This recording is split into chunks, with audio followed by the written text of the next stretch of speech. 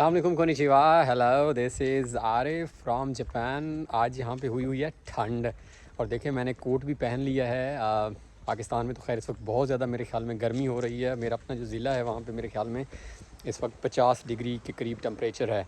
आज की वीडियो बड़ी अहम है। इस वीडियो में अक्सर हमसे जो सवालात किए जाते हैं हम जवाब देते हैं, और एक बहुत ज़्यादा जो कॉमन क्वेश्चन हमें आजकल रिसीव होता है, जो चैनल पर मुझे नज़र आता है, वो बहुत सारे लोग ये पूछते हैं कि जापान या मिडल ईस्ट में से कौन सा मुल्क बेहतर है। यानी मिडल ईस्ट के कंट्रीज़ आपको पता है, सऊदी अरब हैं या दुबई है या कतर है, कुवैत है, या इस तरह के जो ये हमारे करीब वाले ममालिक हैं, उनमें और जापान में मुझे कौन सा मुल्क चूज़ करना चाहिए। अब इसमें मैं दो चीज़ें समझता हूँ, या तो उन लोगों के पास ऑलरेडी यानी ऑप्शंस मौजूद हैं और उन्होंने पिक करने हैं, या हम ये कह सकते हैं कि वो सोच रहे हैं कि जी अगर हमारे पास फ्यूचर में कोई ऑप्शन बने तो हमें कहाँ जाना चाहिए। इस वीडियो को हम 3 एंगल से जो है वो देखते हैं इन कंट्रीज़ का। मैं by the way in countries में मैंने ट्रांजिट किया हुआ है, लेकिन मैंने इन कंट्रीज़ में कभी स्टे नहीं किया। ये मैं आपको क्लियर कर दूँ, यानी मेरा यहाँ पे एज सच कोई स्टे नहीं है इन कंट्रीज़ के अंदर, मिडल ईस्ट कंट्रीज़ के अंदर। लेकिन ऑफ़ कोर्स मेरे बहुत सारे दोस्त जो इस वक्त वहाँ जॉब्स करते हैं, बहुत अच्छे दोस्त, उनसे रब्ता रहता है, उनसे जब मिलते हैं तो डिस्कशन होती है। तो मेरे ख्याल में पहला पॉइंट हम डिस्कस कर लेते हैं सैलरी के पॉइंट ऑफ व्यू से। जापान का मैंने आपको बता दिया है कि यहाँ पे एवरेज जो फुल टाइम जब आप जॉब स्टार्ट करते हैं, यूजुअली विदाउट एक्सपीरियंस अगर फुल टाइम की बात कर रहे हैं, तो आपकी तकरीबन तनख्वाह जो है वो 3 लाख येन के करीब होती है, जो कि पाकिस्तानी तकरीबन 6 लाख बनते हैं। 5.5 का कह लें या 6 लाख कह लें मैक्सिमम। मिडल ईस्ट का आपको ज़्यादा पता होगा वहाँ पे एवरेज क्या सैलरी चल रही है। मैं फ़ुल टाइम जॉब की बात कर रहा हूँ। अगर आपको लैंग्वेज आती है और आपने किसी कंपनी को ज्वाइन कर लिया है तो 2.5 से 3 लाख।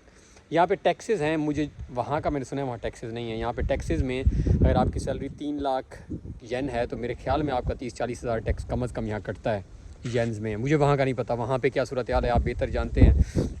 अगर आप थोड़े से आपका एक्सपीरियंस है ऑफ कोर्स मिड कैरियर की, जिसमें लोग बात कर रहा हूँ 4-5 साल के बाद आप यहाँ पे आ रहे हैं, तालीम है, तो फिर मेरे ख्याल में जिस तरह मेरे अभी एक दोस्त की रिसेंटली जॉब हुई है, वो टोक्यो जा रहे हैं, उनकी सैलरी तकरीबन 4 लाख येन तक है। 4 लाख येन, और कंपनी ने साथ उनको रिहाइश भी देनी है, प्रोवाइड कर रहे हैं, घर भी उनको दे रहे हैं। तो ये सैलरी का पॉइंट ऑफ व्यू हो गया। और अगर जो हम बात करें, जिस तरह मैंने पहले बात की थी कि पार्ट टाइम इनकम की जिस तरह हमने बात की हुई है, तो मैंने आपको उसका भी ऑलरेडी वीडियो बनाई हुई है कि 1 घंटे की सैलरी जो है वो यहाँ पे कितनी है, तो उस पर और मैंने ऑलरेडी डिटेल डिस्कशन की हुई है। फिर आ जाते हैं क्वालिटी ऑफ़ लाइफ के ऊपर। सेकंड आई थिंक बहुत इंपॉर्टेंट क्वेश्चन हमारा होता है कि मैं जिस मुल्क में जाऊँ वहाँ क्वालिटी ऑफ़ लाइफ, तो मेरे ख्याल में क्वालिटी ऑफ़ लाइफ का तो कोई कंपैरिजन ही नहीं है जापान का वहाँ से। यानी ये तो मैं बड़ा क्लियर बता सकता हूँ कि जापान की क्वालिटी ऑफ़ लाइफ बहुत अच्छी है, फैसिलिटीज़ बहुत अच्छी हैं, यानी हर लिहाज से आपने लाइफ अगर यहाँ इंजॉय करनी है, बीचेस हो गए, जापान के पास यानी हर तरह के जजीरे हैं, तो क्वालिटी ऑफ़ लाइफ, सेफ्टी मैंने बताई हुई है, पब्लिक ट्रांसपोर्ट यहाँ पे बहुत अच्छी है। इस लिहाज से तो कोई कंपैरिजन नहीं है, क्वालिटी ऑफ़ लाइफ बहुत अच्छी है यहाँ पे। अब आ जाते हैं लास्ट पॉइंट जो हमारा बहुत अहम है ट्रैवलिंग के लिहाज से। ऑफ कोर्स वो कंट्री ज़्यादा कन्वीनियंट है। मिडल ईस्ट आप यानी 2 घंटे की फ़्लाइट से पाकिस्तान पहुँच जाते हैं। जापान में एक दौर में फ़्लाइट होती थी PIA की जो डायरेक्ट हमें ले जाती थी, बट अनफॉर्चुनेटली अब वो नहीं है।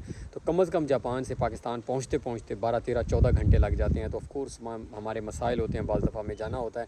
तो ये 3 पॉइंट हैं, इन 3 कंट्रीज़ इन आपस में कंपैरिजन के। आप इसमें आप प्लीज़ इवैल्यूएट करें, देखें, और जो आपको बेहतर लगे आप अपना फ़ैसला करें। दुआ में याद रखिएगा। अल्लाह हाफ़िज़।